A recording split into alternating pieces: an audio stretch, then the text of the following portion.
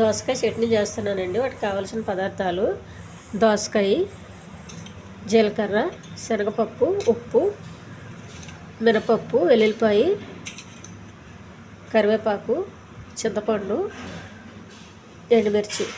ముందుగా దోసకాయ శుభ్రంగా కడగాలి, చిన్న ముక్కలు కోసుకోవాలి. చట్నీ చిన్న ముక్కలు ఉండాలండి.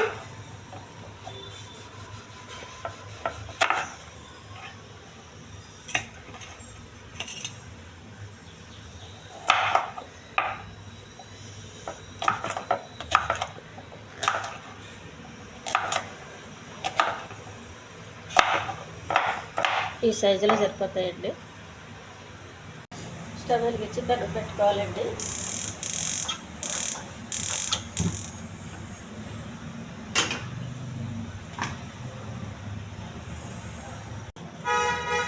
కొద్దిగా ఆయిల్,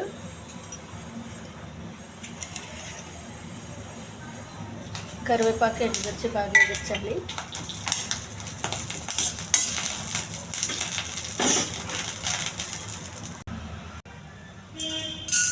కొద్దిగా మినపప్పు అండి, కొద్దిగా శనగపప్పు, కొంచెం జీలకర్ర, ఇవన్నీ దోరగా వేయించాలి.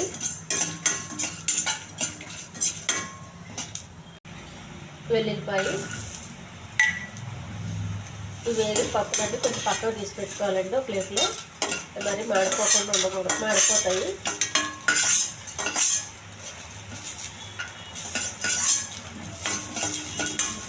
వెల్లుల్లిపాయలు ఎక్కువ వేగించే అవసరం లేదు, కొంచెం వేగిస్తే సరిపోద్ది. ఇవి కూడా ప్లేట్లో పెట్టుకోవాలి.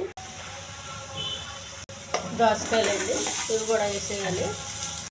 కొద్దిగా ఉప్పు పెట్టి దోసకాయలు,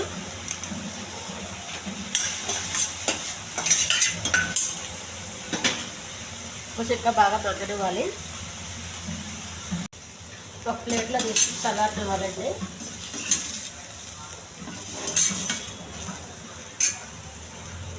ఒక మిక్సీ జార్ తీసుకుని ఇవన్నీ వేసేయాలండి. వేగించి పెట్టుకున్న పప్పులన్నీ వేసేయాలి. దోసకాయ కూడా వేసేయాలి, మిక్సీ వేయాలండి. దోసకాయ చట్నీ రెడీ అయిపోయిందండి.